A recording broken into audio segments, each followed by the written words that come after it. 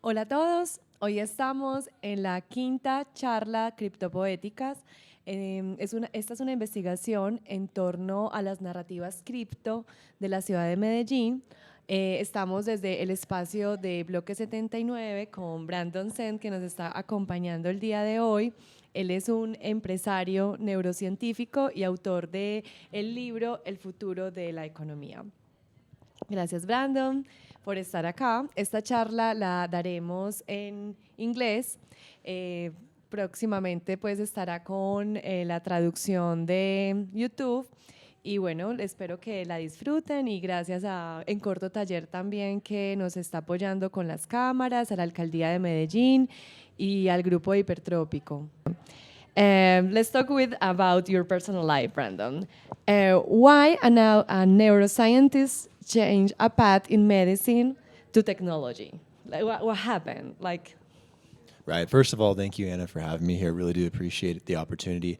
And that is kind of like a funny thing, huh? You know, this wasn't like my life trajectory at first. I was studying to go into medical school to be a doctor. I wanted to be a neuroscientist or a neurosurgeon or go into that field in some kind of way. So I studied pre-med and prepared to go to medical school. And, you know, that was the direction I was going.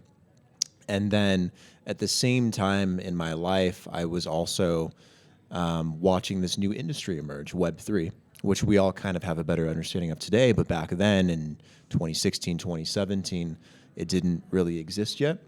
It was just mostly crypto. It was just mostly Bitcoin at the time. And I had made some investments into it, not thinking that it would amount. No, that it wouldn't amount to anything. I thought, oh, this is nothing. I'll put a little bit of money here and yeah. And then out of nowhere, right after I graduated, it jumped up in price. And I was like, oh, wow, I guess I have a little bit of money now. And I was like, okay, well, do I want to go to medical school or do I want to take a year off and maybe explore some options because this investment thing seems to be working out for me a little bit. So I took a year off. I took my test and then took a year off. I traveled. I went to Canada and Germany and spent some time in Latin America, in Argentina, Brazil, Colombia, Panama, and really fell in love with Colombia and the culture and the food and the lifestyle and the weather. And I was just like, you know, I could do this investment thing. I could just start a business. I could live down here in Colombia, at least part-time. Why do I need to go to medical school? I'm doing pretty good already right now. So I decided to take the risk. My family wasn't too happy about that. No, it's like Colombia. Then you Yep. had a really successful life in medical school. In 1 year, too. In 1 year. In 1 year, going from, oh, I'm going to be a doctor, to I'm going to go live in a different country and invest in this magical internet money. And they're just like, what? Wow. What? What's going on? He's crazy. Exactly. Yeah. And then Medellin. You arrived to Medellin and you fell in love in Medellin. Oh, what happened here? Like you say, I'm going to start my business here. Why? I started my business originally in the States before bringing it down here to Colombia, but I had gotten to know so many people here in Colombia, and I don't know, I think it's the culture with the people. They're so welcoming and so open. It was so easy to make friends, and I made friends down here. There are some my closest friends I've ever had in my life, and everyone I know has loved it down here. My family's come down here and loved it. And I don't know, there's been a lot of things that have tied me down. And I have this weird urge now when I try to leave Colombia. I just want to come back. It's so weird because when you arrive to Medellin, it's something that happened in the mountains. You feel that it comes like you need to. It's so weird because if you don't leave Colombia and you don't leave Medellin like so fast, you can be here captured by the mountains. Yeah, I think it like sucks you in. I don't know what it is, but like every time I go back to the U.S., I'm like, oh, this kind of sucks. It's kind of rainy. It's kind of dreary. And then I come back to Medellin. I'm like, oh, I'm home. It's so sunny. I think it's the energy. The energy with the people and the culture is just so more welcoming than I think most places in the world, even other places in Latin America. So Medellin, I think, is just a very special city. And also, you say that you adapt you adapt your life in the United States. I have the feeling that sometimes in the United States you need to work. You work so hard to get money, and you need to be in that culture to be in the country. I have this feeling.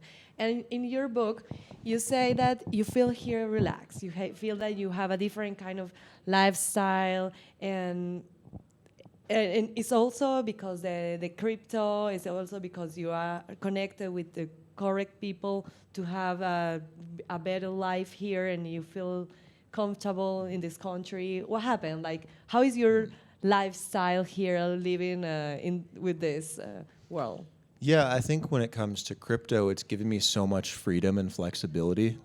I can't tell you how many issues I've had with trying to transfer money down here or use a credit card, or someone steals one of my cards, or I have to declare one as fraudulent because people are charging it for rappies in Bogota, and I'm Wow. in Medellin. Like, I've had so many financial issues, but crypto has kind of given me a little bit of some flexibility where I can either bring some money down and transfer it, or I can pay people in crypto. There's sometimes in Colombia I'm able to buy food with crypto, or go to a restaurant or buy a coffee. That's becoming more common here, and even get paid in crypto too. So I have this financial flexibility that allows me to be here and not have to worry about it too much. And then there's a lot of other things. I have a dog. I have a girlfriend. I have family that's been down here. So there's a lot of things that have tied me down in my social life too. So I think it's a lot of things, a diverse amount of particulars. And also how you start like this lifestyle connected with people, and you are in this club that is a private club, and I feel that you Hash talk House. hash house, yeah. So you talk there about bitcoins, and people are growing, and people want to grow and change also this weird economy. For example, that in Colombia we have like this complex economy, and people arrive there and say, okay, I feel that I can be free. Do you feel what happened with this connection between education and freedom? In regards mostly to like with Hash House in a lot of ways. Okay, so just Hash House for a second is a really interesting place that is kind of like the first of its kind in Medellin. It's this club slash bar slash gathering place where you don't have to have membership, but having membership gives you like access throughout the entire week. But it's this space, again, that's the first in Medellin, kind of, that allows people to learn and educate themselves on not just crypto and blockchain, but everything that has to do with Web3 and new types of technologies and different sectors that those plug into, whether it's in healthcare or for law firms or for small businesses or for investors. It gives people a place where they can educate themselves on the technology. And in terms of finding freedom, I think that's, one of the most valuable things for people, is being able to have access to that kind of stuff. And prior to, the Hash House was actually founded this year. So prior to this year, that didn't even exist in Medellin. And there was just a lot of speculation around this kind of tech. But now there's a lot more education. There's a lot more foundations being built, even in the government. At the mayoral level, at the presidential level, there's a lot more talk. And I think that education has picked up a lot more. It's also giving people, I think, the idea that they can be more free in Colombia. It opens up opportunities for jobs and work, to start a business, to get specialized education down here. So I think it's nothing but good and an opening for a lot of people that need those opportunities. So with your team, you have a team there, or you are like alone there with your projects, or how that works? Like that project, blockchain project there in the Dash House. So it's like different company, different people, or is everything is connected? How you work, or you connect with different subjects? For example, how you say mental health. I don't know, like wildlife. So how is a team, or it's different? It's a yes and no answer. There are times where I need a team around me to handle certain projects. Right now, the economy in both Colombia and the U.S., where I primarily do business, is not very good right now. So there's not as many projects I have to take on, not as much work as if I had in like the past couple of years. So right now, I don't need to have as big of a team around me. I don't need to have a lawyer, a marketer, a recruiter to find someone like a developer, for example, an assistant. Like I don't need all those things in my structure today. But in the past, the answer is yes. So it depends on the level of demand that's going on, which is not very high right now because the economy is not that great. It's so weird because Yeah. in the United States, you say, oh, the economy is not great now. And we have, for example, now this problem. Now the dollar is in 5,000. So we are like, oh, wow, what's going on? What happened? So the world now is crazy. And so how this economy, also you talk about the future economy. So how this economy can help, for example, to solve problems like injustice, poverty. Do you feel that it can work or not? Yeah, I think the technology itself has a lot of potential to help people, especially in Colombia, and I think that's what people have started to realize. And there's a lot of different areas, everything from redefining the way the economic system works in places like Colombia so that the peso is more stable, to providing people that are unbanked with banking opportunities and banking tools so that they can actually have access to capital, to credit, to loans, to improving supply chain issues so that the stores don't run low on potatoes and potatoes are twice the amount 2 weeks from now. That was an issue in Medellin this past spring. Those things affect people in real time. Some people, barely get by. Having a giant increase in fruit and vegetable prices is not very helpful. There's so many little problems like this that exist within economies that hasn't been able to been fixed for so many different reasons. And this kind of technology allows the ability to fix those for the first time. It touches so many different areas. There's too many to talk about, but Yeah, and also how we talk about potatoes. We are in this moment how a person, a guy that works in a fish fries. No, it's como es French fries, French fries. because it's French fries they are not so French from Belgium. French fries that works here in a how someone like that can enter in the blockchain and Bitcoin and say, okay, how we can transform this market in Bitcoin. That is possible, or is it takes too much time, too much energy? in a place like Colombia, Yeah, or for people that's like the trick. That's the trick because Colombia's infrastructure, and we all know this, is not very good. Colombia has been able to get by with a subpar infrastructure because of the smartphone and because of advances in the internet and Wi-Fi availability for a lot of people. So it's opened up opportunity, but the infrastructure is not there to handle this tech at scale. And we see that even in the US in a lot of places where a lot of buildings aren't wired with fiber optics, where there isn't access to Wi-Fi in certain areas, where 5G is still going in, but it's incredibly slow. So if we're having struggles implementing this kind of stuff in the US, I mean, we're going to have troubles implementing it in Colombia too. But that doesn't mean it's not going to happen. It's just going to take a lot of money being invested into rebuilding up the structure in places like Medellin so that it can be the software valley.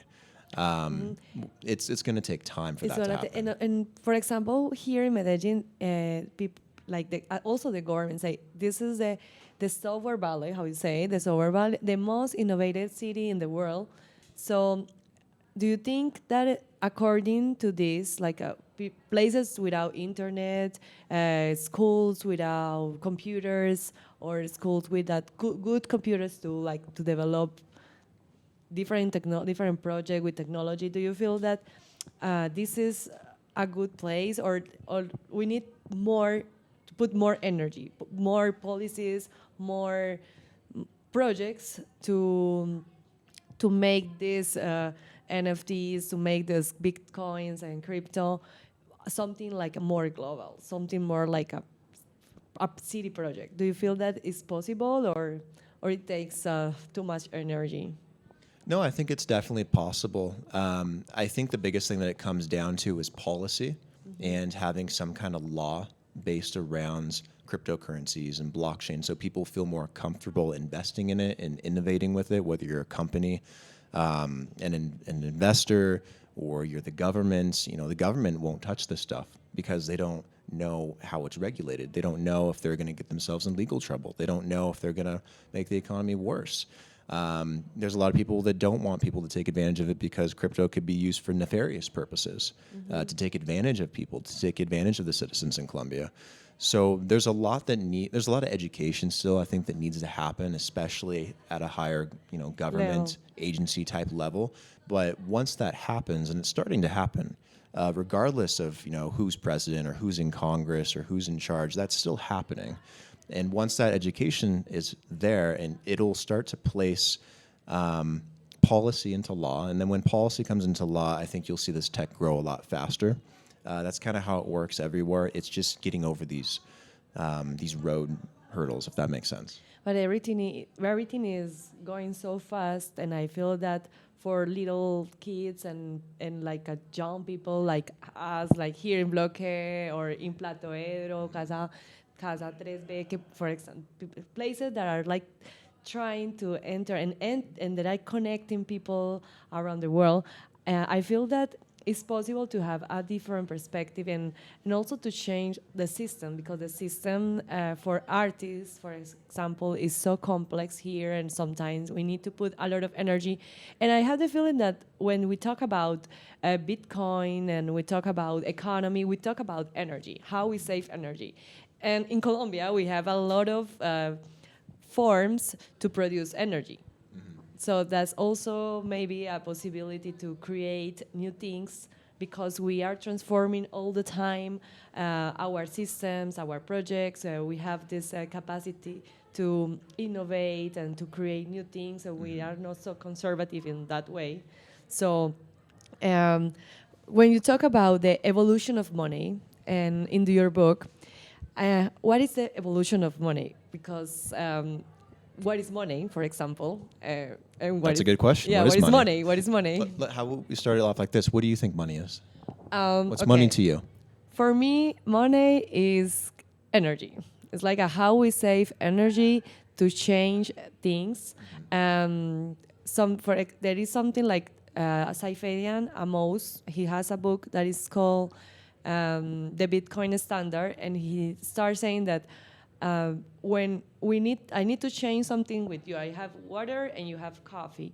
So I want coffee, but you don't want water. So something in the middle appears to change things that you have and I don't, and that I don't want, or you don't, and I want and you don't have, something like that. So I feel that it's in the middle. Yes, that thing in the middle is the dollar or the peso. Oh, the peso. It's fiat. Currency serves as a medium of exchange, not actual money. Money would be something like gold, because gold has actual value added to it, whereas currency only has a subjective value. And that's the problem that we have today in society, is most people have this misconception of what money is. And because of that, it has led to the government being able to, in every country around the world, to take advantage of the public and do whatever they want in terms of inflating the economy or inflating the currency and printing more of it, or raising interest rates on people. If people had a better understanding of what money was, they probably wouldn't put it in the bank. They probably wouldn't hold fiat. They would know that it doesn't really have value other than what the government says it has. Again, this is a really big problem. But in the book, one of the things I talk about is how to really discern the difference between currency and money. And it's not a brand new concept, but I take a bit of a different twist on it. Everyone from Mike Maloney to Robert Kiyosaki, some of you guys probably know who they are or don't know who they are, but they talk about the concept of money all the time. In my book, one of the things I talk about with money is this difference between subjective value and intrinsic value. And we're at a point, and we're talking about this future version of what money is. What money is, because you say, like, gold. Like gold can be like something that you can keep. Like, Yes, gold is that. money, but gold is not good money. No, yeah, that's the thing. You can't take gold to the coffee shop to buy a coffee. Because it's like, okay, they can say, okay, that's my earring. Like I'm going to buy this coffee. And they say, no, it's more gold, and then you don't know because it's too much or not. Exactly. That's the problem. If you take a bar of gold, or even a coin, to Starbucks, they're gonna think you're crazy. Yeah. They might take it, but there's no way you're gonna get change. No, like a Harry Potter, you feel that when you enter in the in that place with a lot of little guys, and so it's not possible in this moment. So sure of Exactly. So the future of money is aligning what we have today as money as being both intrinsic and subjective. So gold, for example, its subjective value is money. We look at gold and we know that it's money because we all agree, right? Because everybody believes that. But that's intrinsically, it's not built to be money. It's just metal. Metal. One of the best examples I like to use is the horse and the car. It's very similar to gold and what Bitcoin is today, to what fiat is and what Bitcoin will be. The car is superior to the horse because the horse, subjectively, we looked at it and said, hey, I can ride that 100 miles. That's transportation, right? But intrinsically, it's an animal. So it sounds kind of silly to say that's really transportation. We're just riding a horse. But the car, not only subjectively, but also intrinsically, is built to be a mode of transportation. The car is far superior than the horse, no matter what. That's why we don't ride horses to work today. We take the car. It makes more sense. It's more efficient. That's what it was designed for. And also, is something that is more like a global thing. Like, we have this standard, and we have the medium to be from one point to the next point. But then it's like the physical part. If you have a Ferrari or you have a different car, so what the value change, and also the symbol of the value. Because if you have a Ferrari, everybody's wow, like. But if you are in a little car like that, sometimes it's like, okay, he's in a little car, whatever. Yes, but even the little car is still better than the horse. Yeah. And some cars are better than other cars, and some cars are built for rough terrain, and some are built for a raceway. There's a very large difference, and it's a huge industry expanded upon what the horse originally was. So same thing with gold. Gold, we look at it as money, but it's not really money. It's just metal. It's just metal. Now, Bitcoin is invented just like the car to be money. And we can all agree that it is money. So for that reason, it's simply just better than gold. Its tokenomics model, in terms of there only being a set amount of Bitcoin in existence, makes it also very deflationary. So it's not going to inflate in value. It's always going to go up in value. But it's growing. Always. Because when you say everybody believes that Bitcoin is money, so everybody believes, so it's growing, and needs more energy and more computers to produce that money, and more money is appearing with Ethereums and other coins. So then energy, we can talk about how we produce that money, and if everybody are in that soul to produce that money, what happened with that? The energy? Yeah, in terms of the energy. So I think you're alluding to Bitcoin, right? And the energy concerns. Yeah. So there's this debate right now. The last time Bitcoin went up like a year ago, I think got as high as like $70,000, which was pretty incredible. Something that started off as pennies is now worth that much money. It's crazy. That shows you how much people believe in it. It's got a really strong symbolic value to it. But there's this energy concern because you need these computers, specialized computers called miners, to power the network essentially and validate these transactions that happen all over the world to make it decentralized. Very much in the same way that a VPN works for the internet. Instead of connecting from point A to point B, you connect to something random so that you can be anonymous, right? Or at least not be traced, have some freedom, have some privacy. Bitcoin works in a very similar way. And those miners, those machines help facilitate that. The problem is those machines use a lot of energy, to the point where it's raised prices in certain municipalities and cities and states, especially in the U.S., where this is also really popular. and has made it really expensive in certain communities for people to pay their electric bills simply because one person is running a giant mining operation and they have hundreds of these things. And it's so expensive, for example, or not. Like it takes too much energy. I've done it personally. It is very expensive and very difficult to do, and it has a big effect on the local economy and on the energy prices within that economy. So there's a concern there, but there's also an argument against that, saying that compared to like Facebook's data farm or all the energy that's used by the traditional banking system, or that's even used by certain government agencies that are just irrelevant, or that's used by the traditional mining industry that mine gold and silver and platinum out of the ground, use more energy than what Bitcoin uses, and Bitcoin serves a better purpose. So there's a decision to be made where we either fix this problem so Bitcoin uses less energy, or we justify the use of energy. Is Bitcoin using energy for a good purpose? Is it justified to use this much energy for something that's good for humanity versus something that isn't? And when it's a good purpose, it's for like to have like a global economy to be like a horizontal. I have the feeling that is like when you are in different countries and you are not in the centralized, like okay, U.S. economy, Colombian economy, European economy. We are going to be crazy with that changes, because I feel that we are with that model.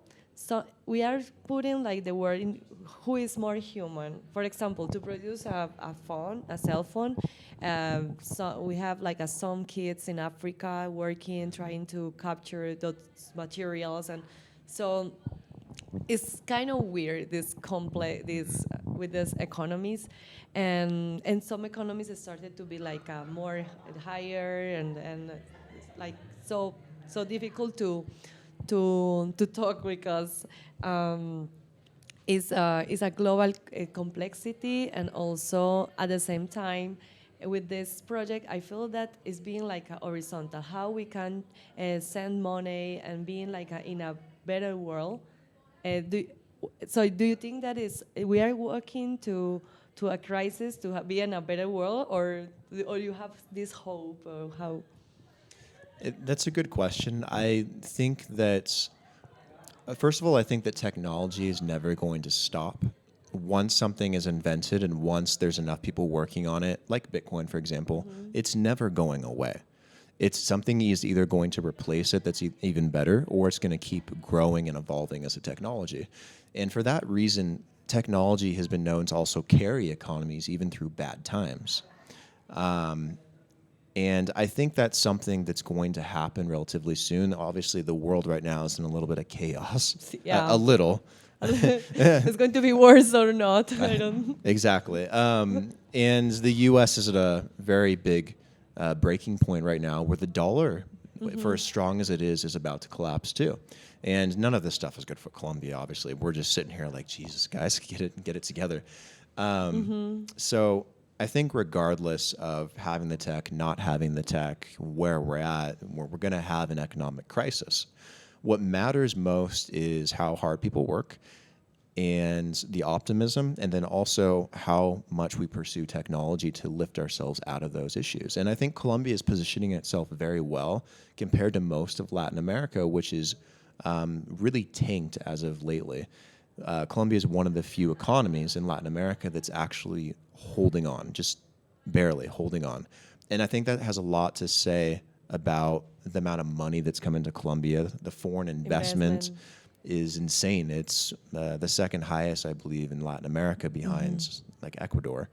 And the tourism coming here and the businesses wanting to stay, people are starting to want to work here. The export of talent out of Colombia has always been an issue, and they're starting to stay. People want to do something. I feel that, okay, we need to do something here to transform this weird world, because I feel weird when I came back to Colombia. I was like, I don't understand really well this economy. So I started my master in the economic faculty because I needed to understand. And I was like, okay, we need to change this model, and I feel that with this anarchist project that started like anonymous with Bitcoin started like that, and everybody started to believe. And then in the after COVID-19, when everybody was inside, and you talk in your book that everybody, to protect their selves and families, they started buying toilet paper, hand sanitizer, and gold. Like, it was like, what? So it's so funny when you say also that we started for, okay, we say everything was going to hell. I felt for many like the apocalypse was down, and we will all be zombies. Like everybody was like, what's It going felt like on? that for a while. Yeah, like when you stay outside and you open the doors and, oh my God, what's going on? Everybody's like, so after that, when what happened with the Bitcoin and everything, like pictures with the information, because we have a lot of information that were coming to us, like what happened, like with this mix between Bitcoin, a lot of information, and COVID.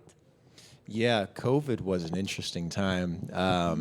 I sometimes I think the economic impact was more dangerous than the actual virus itself.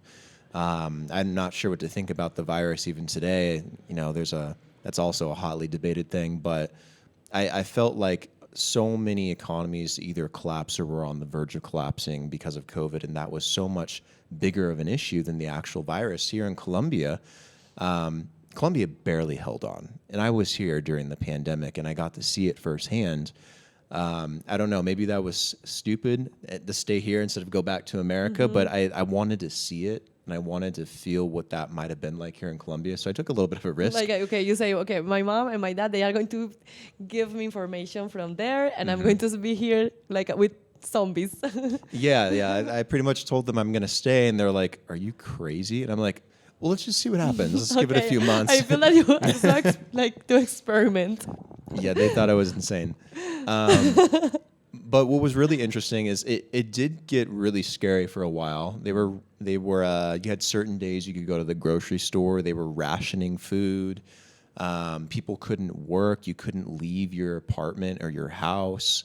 And it felt like the apocalypse. And like I was trying to make friends with my neighbors because I couldn't go see my friends. I couldn't go out. I couldn't do anything. So I would go bang on my neighbor's door and say hi. And I'm okay. I'm not a zombie. yeah, it was a crazy time.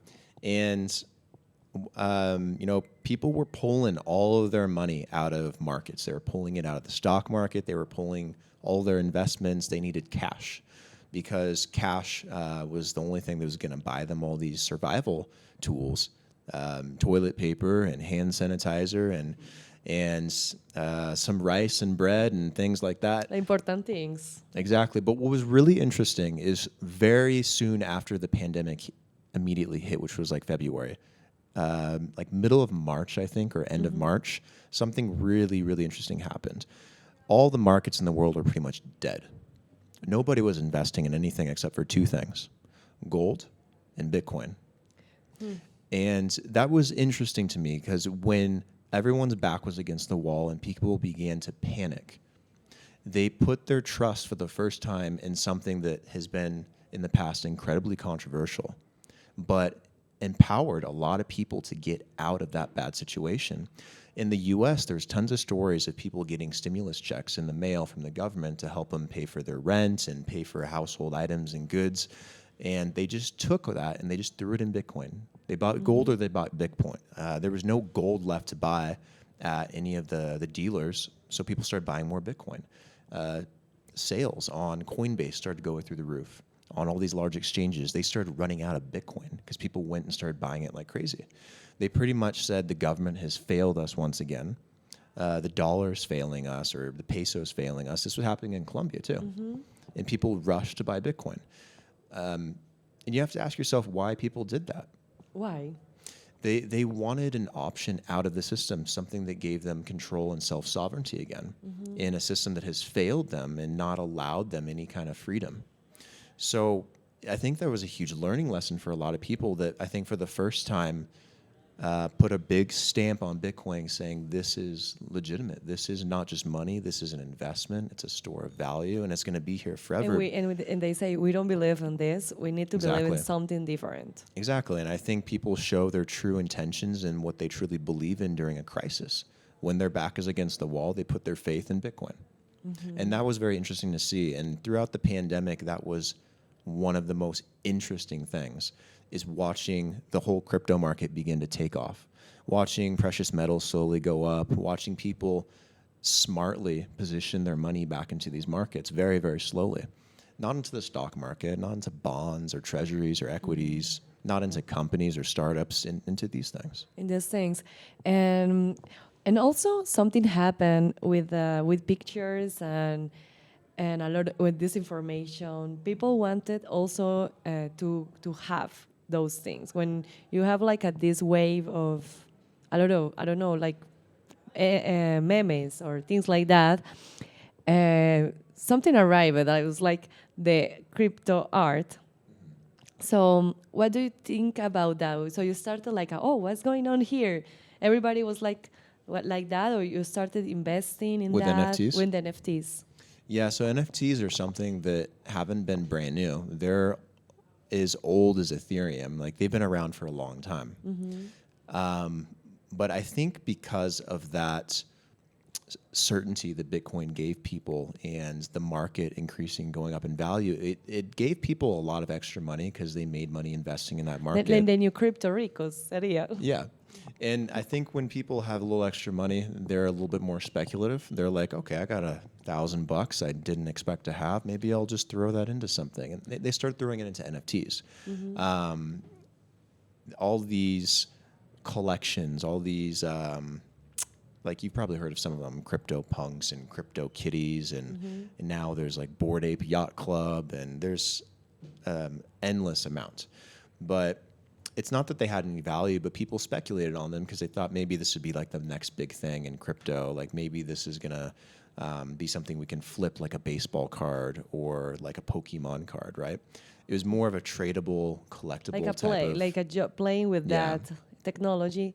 So you feel that something happened. What is with beauty? I want to talk about beauty inside those amount of speculation. Do you think, okay, what is the meaning of beauty for you? beauty. Beauty, yeah. In that general. context, in general, and in this context, we can start with in general, and then in the context of bitcoins. That's a good question. I think beauty is more of something that's in the eye of the beholder. Beauty is very subjective. It depends on the person, I think. Like, for me, I can see beauty in something that's built, something that people put their creativity into. If like, I wrote this book, I consider that beautiful. That this is, in my opinion, a work of art. I also find people beautiful. I find words beautiful. There's a lot of different things I guess we could consider beautiful, and for different people, everyone looks at things in life and says that's ugly or that's beautiful. Very subjective. And in this world with a lot of pictures and speculation, something happened when you can see beauty inside that ocean. So you can see beauty there, or not, like, or everything is art, everything is perfect, everything is okay. Oh no, I like, take art for example. There could be a painting, and it could be blue, and there could be a black stripe through it, and one red polka dot, and I could walk by it and be like, "This is garbage. I could do it at home." And then the next person could walk by and say, "This is beautiful," and then offer $1 million. And it's true. Yeah, you're snickering and laughing, but that's art. That's art, yes. And it's so weird because now you can see some artists or people that say, okay, I'm an artist now, so, and I want to do this project, and how it works with these investors. The price goes like that, or some prices can go down when it doesn't have a value. Yeah, I'd say it's very akin to like trading cards. Like, have you ever played Pokemon or watched Pokemon? Are you familiar with it? Yeah. So like Pokemon cards for Like a long that, time. like our that Yeah. he's there. Exactly.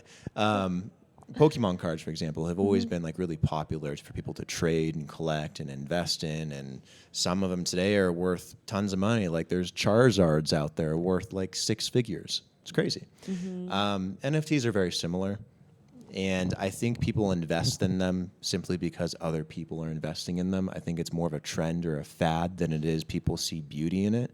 But that doesn't mean that NFTs can't be beautiful, that there can't be value in it. I have a lot of friends, for example, that are artists, NFT artists, and they've created some incredible creations using NFTs that maybe they would have never been able to do before, because the technology allows them to create something more interactive or more immersive, or more colorful, more animated, or just different in general, completely different experience in how you experience art. And there's a lot of people that have invested in that stuff simply because it is beautiful to them, and they recognize it as art, and they recognize the artist same as they would do in the traditional art world. For example, there are like a weird collections, or like I don't know, like or someone that wants to collect a lot of orange or a lot of I don't know, pair of shoes and a picture of that. You know, someone that have a really weird collection or in your world. I don't know if I know someone with like a. Well, actually, I'd say yes. I know at least one person, our mutual friend Camilo. I think his stuff is weird, but in a good way. Like it's Camilo, his- our first yeah, person. Camilo Restrepo. I actually helped him with his first collection. He did a crypto cocaine, and I was very interested, skeptical, but interested in how maybe that would perform, like creating some like NFT art cocaine and trying to promote that in Colombia and abroad. I was like, I don't know how well that's going to go. And he definitely got banned from a few platforms, but he also got picked up in some major publications, and he got incredibly popular, and it blew up. And I'm like, God, I mean, I didn't know that all you had to do was, talk about cocaine through NFTs to get that kind of publicity. But the attention is there, and I think that's part of it. People they pay more attention to an NFT than they do an actual painting, because people don't go to museums today, not that many. It's not an industry that's growing, it's an industry that's fizzling out. And now is with this economical problem is going down. Yeah. So people are doing a lot of NFTs and digital art to share what they are doing. Yeah, the art world is, long-standing. It's been here for forever. Since is probably one of the oldest assets in the world is art. But it's not consistent. It's not something where we say, oh boy, let's go to the museum today and bid $200 on someone's art. Like, no one's excited to do that. People are excited to see an NFT though. So I think it's actually opening up the art world to a whole new and younger generation and market that it hadn't had before, and expanding and adding in a technological element to art that hasn't existed. And also something that we can explore more to have a better interaction with the art pieces. So when I feel that artists are, when we work in that field, everything is like a possibility. We say, okay, I can't die because I have a lot of things to do. So that's something so weird, because sometimes I feel that I need to touch, I need to feel material things, and maybe I'm in the middle of that world, material world, and also the digital world. Do you think that that sometimes platforms, how you say that Camilo, he put his crypto cocaine and how he talk about cocaine, so it's kind of like difficult for like Instagram or Twitter. Do you feel that also NFTs are saying like, okay, we can have a trace in this, we can control, or it's just like my speculation? Like when you can control artists, you can say, okay, I know what he's going to do, so he can, we can show them, or we can show or not. Yeah, I think sometimes the answer is yes, sometimes the answer is no. NFTs are a market you can trade that market and you can, to a degree, predict a collection that might blow up in popularity and one that might fizzle out and die. So that's, definitely realistic. I've seen it happen a million times, and I've tried doing it myself. At the same time, there's a lot of NFTs that are just, they come out of nowhere, and people create things out of nowhere, and sometimes things just randomly become popular, randomly blow up. And sometimes there's almost no explanation other than the fact they caught someone's eye. So, and I think it's very helpful right now that platforms like Twitter and Instagram and Facebook have actually tried to champion NFTs. They're actually allowing you to tag and post your NFTs on those platforms. Like right now, you can go on Instagram and you can link your OpenSea account and you can share your NFTs as a post. So how, for example, if you connect your OpenSea account and you with Instagram, and someone hack your Instagram, so what happened? For example, someone they won't get they won't get access to OpenSea. No. It just allows them to view it. So when it connects to OpenSea, it just connects, allowing people to see and verify that you're the owner of that artwork. Or otherwise, anyone could take a picture of it and put it on their profile and say, "Hey, I created this."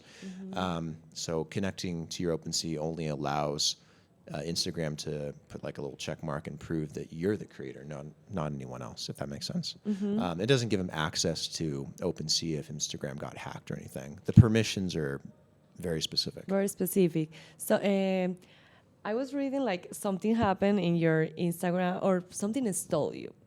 Something like in the MetaMask or... Yeah.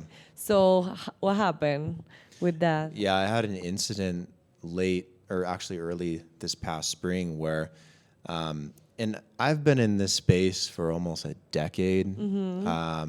Like I shouldn't make mistakes like this, but like I was victim to one. There's this thing called a bridge in the blockchain world now, where people are trying to move their assets from one blockchain to another. So traditionally, if I made an NFT, for example, on Ethereum, it only exists on the Ethereum network. But you can also today create Ethereums on other blockchains like Solana, which is also really popular. And you can't have that same NFT on another platform until now, where they have started to invent these things called bridges, where your NFT is burned on this platform and generated on this platform, so it's still like one-to-one. So it's not like you have duplicates. So you have just one? Yes. With the bridge? Yes, it allows you to simply transfer it from one blockchain to another.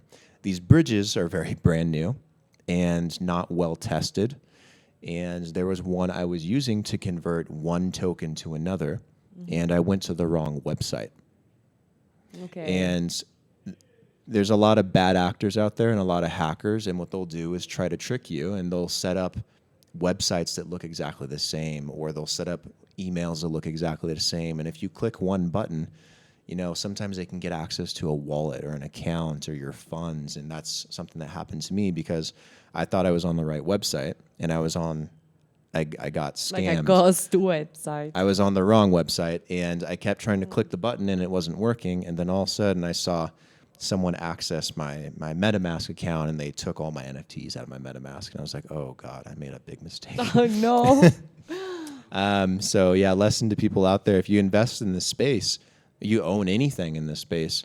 The benefit of blockchain and crypto and tokens and NFTs is you own it. The power is yours. It is your value. If someone stole you your NFTs, Yes. but you are the owner or not? You are the owner, which means that you're responsible for it. So when I go to the bank and I put $100 in the bank is protecting my money and guaranteeing me that my money's there. So the bank is responsible. With crypto, you're the bank.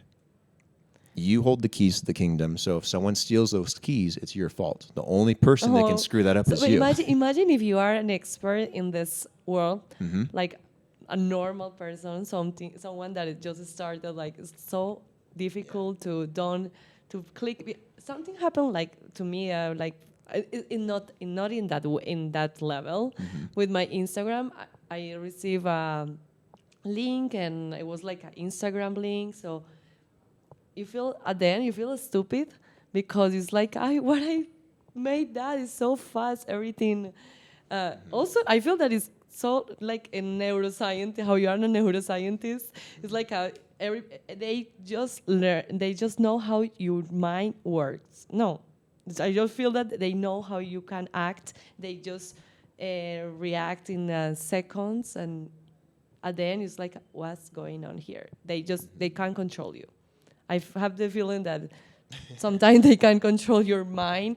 And how many NFTs you lose? I didn't lose that many. I just lost some that were very, very valuable. So I lost like maybe 9 or 10. Mm-hmm. But those 9 or 10 I had been holding for years. Oh. And are things that I bought for like a couple $100 years ago that people would bid on for $8, $9, $10,000 that I would decline over and over and over again because I knew in the future maybe this would be worth 20 grand, 30 grand. And I was just kind of holding it, waiting like a long time. Maybe I could sell this in the future. And then, yeah, I was like, shit, maybe I should have just sold it. But So, no, we all make mistakes. That's the big thing. You just have to be really careful. And again, the space, it's so vital to educate yourself and to learn. Whether it's reading my book or whether it's going online and taking a course, whether it's watching some videos on YouTube, like taking time to understand all of this before you jump into it's really, really important. Not enough people do that, and that's why you see so many scams and people getting hacked and stealing things these days because they just make one mistake. and you have this platform podcast also to educate people in this way, or what is the meaning or the idea of this project? Yep. So I have a show called BlockHash, Exploring the Blockchain. And what we do is every single week, we bring on different CEOs, founders, executives, influencers of different projects and companies within the Web3 industry to talk about what they do, some of the use cases that they are working on, the problems they're solving, the importance of what they do in the space and how they kind of contribute to this whole industry. And it's very good for a lot of people because they get a chance to learn how diverse it is. They get to learn more about the technology in depth and understand that it's more than just Bitcoin. It's more than just Ethereum. There's so many things out there that are doing real good for people, that are helping a lot of people today, and that are probably going to be even more popular than Bitcoin and Ethereum in the future. And so many companies behind the scenes that make these protocols work that are like the backbone of this industry that people don't really hear of. You mostly hear about Coinbase. You mostly hear about Binance, right? Mm-hmm. But what about all the other companies in between? What about all the little ones? All the ones that actually... Yeah, what about the companies that support Binance, that provide legal services to Binance, that provide machines and nodes to Binance? There's so many things behind the scenes people don't understand, and the podcast is a great opportunity for people to learn about that, what really makes this industry tick. And also to connect people around the world. Mm-hmm. Do you have like one experience that for example, you help someone to grow like Camilo? You say, okay, I'm going to help Camilo because he say, okay, Brandon, help me to enter in this technology, and he was like a contemporary artist, but not in this technology. How you help artists in different ways, like musicians or athletes, or how you help them to enter in this? Yeah, I think I've had some of the most fun and most rewarding experiences working with individuals than I have companies. And I've worked with a lot of different companies and individuals, but I've also worked with artists. I've worked with athletes. I've worked with actresses and actors. I've worked with a wide array of people, music artists as well. Camilo actually, I think, wrote a testimonial for the book too. I think he's on the bottom. Here. And he started talking about beauty. Yes. He said the beauty of encounters happen when the person. You can read it. You can read better your English. Yeah. So again, Camilo worked with him to help him with his first NFT collection and help him get on the right track with it, and that took off for him. And I know that really set him on this path to do NFTs. Now he's doing tons of them, and almost all his collections sell out immediately. Like, he's doing really good, really hot artist. And he did me the honor of writing me a testimonial for the book, along with a couple other really awesome people. But he said, the beauty of encounters happen when the person you cross paths with changes your life. It happened to me with Brandon, a passionate, supportive, and visionary human being. 2 weeks after he introduced me to NFTs, I was launching my OpenSea Genesis project, A Ton of Coke, which revolutionized the history of these assets in Colombia, and I am now an artist on Super Rare with all my fingers in the digital creation pie. Again, he's killing it. Like, if you haven't seen some of his work, like his ideations, like his little suicide guys. Yeah, I love. Talk about crazy. Yeah, and it comes from like a long time ago. Yeah. So that project is growing and entering that in this way. So that's so cool. So you help him to understand the technology with this wallet and everything. So the education in that way is the key. Yeah, I think it was the education and some guidance on what to do and what to do correctly, and a little bit of inspiration and idea. And then, he's the artist. He took it from there, and he did incredible with it. So, he gets most of the kudos on that. And he's one example, I think, of many people and of a lot of potential people that can do well in this industry. It allows them to take either some new idea or an old idea, like with Camilo, and take that old idea and make it more modern and apply some technology to it, make it relevant to today, or get it in front of more people or a new audience. And I think that's what resonated for him, and that worked really well, and that can work for a lot of people, especially other artists, for music artists. For example, for music artists, how it works? For music artists, maybe you don't want to be tied to a label. That'll suck you dry and control your music and take all your money. One of the most famous examples is Taylor Swift. I think we all have heard about what happened with Taylor Swift. And what happened? All those hit music, country songs that she produced that made her super popular when she was like 15, 16 years old. She didn't own any of it. The record label owned it all. They took all the money, they took all the credit, they took all the IP rights. She essentially got screwed. And it took a long time for her to get separate from the label and to start something on her own. And she's incredibly popular today. I mean, it's not really hurt her in any kind of way, but a lot of artists go through it, not just her. And she's been very, very vocal, I think, on advocating for that. And blockchain and NFTs are another way that these music artists can get away from the centralized label system that exists, the record companies that Galleries. just pry and take advantage of these young artists that don't know better. And they can earn their own royalties, they can set their own prices, they can release music without the need of a platform. They control all the royalties, they control sales. So if they wanted to truly be independent with this technology, they could. You could apply the same kind of aspect to athletes that want to find ways to make money outside of their ball club that they play for. And how it works, like with this membership, or how it works for athletes? Just to imagine. Yeah. So I'm working with an athlete right now who is a Heisman Trophy winner. He used to play for Ohio State, so people can probably figure out who it is. But he will be releasing some NFTs at some point as well. And what he's doing is trying to highlight his career.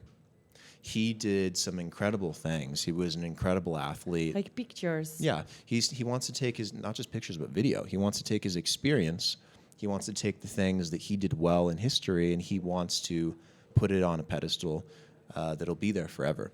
Almost like this library or archive of the best plays he ever made, or the best moments he had in the sport with some of his best friends, and sell tickets too, and work with the university to sell more tickets for the games, to interact with fans, to build something a bit more long-standing for his name. So for athletes, it gives them a way to make money outside of the sport itself, and to take advantage of their name. In sports, your name is everything. Advertising companies to your sports team to the fans. Everyone takes advantage of your name and puts it on a jersey, puts it on a ball, and tries to sell it. But how much money does the athlete actually make? So it's also the digital. The digital is important because you need to have the video and the picture, something that show that moment in the past. So now I feel that that is showing the value of those moments to have the big library, the big digital library. Yes, and that's one example. There's a lot of other things you could do. You could build 3D models and virtual characters. You could do a metaverse type of experience where they buy an NFT and they can go into like a virtual world and they can experience something. There's a lot of different ideas. You create trading cards with real-time value. So I think some of these things haven't really been fully explored yet, but are all opportunities for individuals, professional individuals, to find ways to make money and take advantage of their name, their career, their likeness. Let's talk about the future. What do you think that is going to be the future of this technology? And I feel that it's going to be the golden age of art. So let's try to imagine that world, like how you can see that world in the future with this technology and art. I think that'll be a whole different world that we experience. I don't think it'll be the world we live in today. One of the biggest technologies around Web3 is this idea of creating a metaverse with virtual reality and augmented reality. I think a lot of what we will see and experience will be far more experiential. And I think we're going from a Web2 internet where it's very person-to-person type of interaction and networking to actually feeling like you're there with somebody and having real experiences and experiencing emotion and hand gestures and having the sense of touch and feeling goosebumps on your arms when you're in a stadium, like having a real experience rather than, just on your computer. And I think that's where this world is going to be. I don't think it's going to be here. It's going to be somewhere virtual that doesn't quite exist yet. Meta and Facebook are working on their own. There's a lot of decentralized versions like Decentraland, and there's a lot of companies probably working on this as well, but it'll be virtual. The future will be virtual. It'll be very machine readable, which means it'll work very closely with the technology you have, like your iPad, with the cameras, through IoT, with smart devices. Everything's going to be a lot more connected. Thanks to things like 5G, which will become very widespread very quickly, even in places like Colombia in probably the next 5 or 6 years. So yeah, it's hard to paint this picture because it doesn't exist yet, but just imagine living in a video game. Or have you seen Ready Player One? Have you seen that movie before? No, but I need to. You need to watch it. It's really good. Have you guys seen it? Yeah, the Steven Spielberg one. Essentially, it's this world where people don't really like their world and they live in a virtual world. They have a whole economy, a whole universe of places you can explore. You can be as expressive as you want, as creative as you want. You can dress however you want. You can change your appearance. You could look like a dog if you wanted to. You can do whatever. And I think that's where the creativity and where art is also going to evolve, where it's not something that's just on a canvas and it's not something that's just on an NFT, but it's something you really get to experience. And I think if you start to put your head in some of these artists that are really popular, that have been super popular for hundreds of years, whether it's Da Vinci or Michelangelo or Picasso, imagine what a real experiential piece of art would be like for them. And you look at their paintings, you look at their sculptures. You can enter in that world. I feel that artists are creating like a universe. So if you enter in Picasso universe or also in the Picasso mind, so imagine if you enter in that world, how it is going to be like. You'll be entering Picasso's mind. In Picasso's mind. So we can't really envision what this world and this universe will be like, but think of it as going inside like that artist's mind. Because I think artists will be the one to design what this looks like. So thank you so much, Brandon, for this opportunity, beautiful opportunity.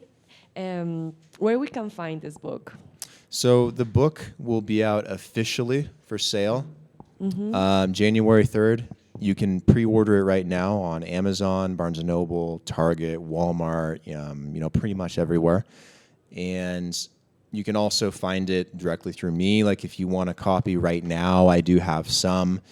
You can What is your contact me Instagram? on social media, on Instagram at Zemp Capital or at the BlockHash. You can find me pretty much anywhere. If you Google me, I'm on Twitter, Instagram, Facebook, LinkedIn. So yeah, hit me up, send me a DM, send me a message. I can try to get you a book as well. Otherwise, just wait till January 3rd. We're very, very close, and we'll get you one. And if someone can enter in that technology, can contact you too? Yes, anyone. It doesn't matter. You don't have to even know anything about Web3. If you want to learn something, you want to get a book, you want to chat, hit me up. It doesn't matter. Thank you so much, Brandon. Thank you, everybody. Gracias a todos. Gracias a los de Bloque 79 que nos están apoyando con las cámaras, a En Corto Taller. Y bueno, espero que hayan tenido una maravillosa charla con todos y bueno, que hayamos aprendido demasiado en este día. Thanks, guys. Thanks, Anna.